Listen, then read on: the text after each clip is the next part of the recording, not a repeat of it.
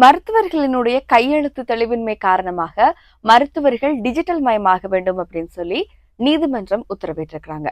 இது எங்க நடந்திருக்கு அப்படின்னா, இந்தியாவில் இருக்கக்கூடிய ஹரியானா மற்றும் பஞ்சாப் நீதிமன்றங்கள் தான் இந்த உத்தரவை பிறப்பித்திருக்கிறாங்க.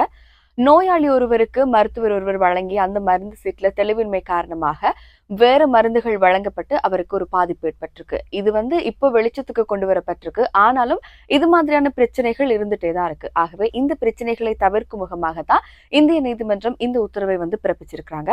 அது மட்டுமின்றி மருத்துவ கல்லூரிகளுக்கு கையெழுத்து பயிற்சி அளிக்க வேண்டும் அப்படிங்கிற மாதிரி ஒரு பரிந்துரையுமே முன்வைத்திருக்கிறாங்க.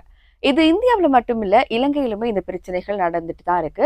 இலங்கையில இருக்கக்கூடிய மருத்துவர்களினுடைய கையெழுத்து தெளிவின்மை காரணமாக நமக்கும் என்ன மருந்து தாராங்கிறது தெரியாது. ஆகவே நாங்க அதை மருந்தகங்கள்ல கொண்டு போய் வாங்கும் பொழுது அவங்க கொடுக்கிற மருந்து சரியானதா அப்படிங்கிறதும் சில நேரங்கள்ல நமக்கு தெரியாது.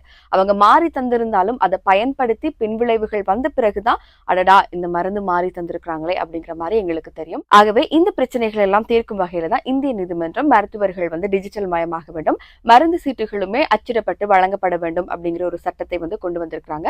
இந்த சட்டம் இலங்கையில கொண்டு வரப்பட்டா ரொம்பவே நல்லா இருக்கும் அப்படின்னு நாங்களும் நினைக்கிறோம். இது பற்றி உங்களோட கருத்துக்களை கமெண்ட் செய்யுங்க.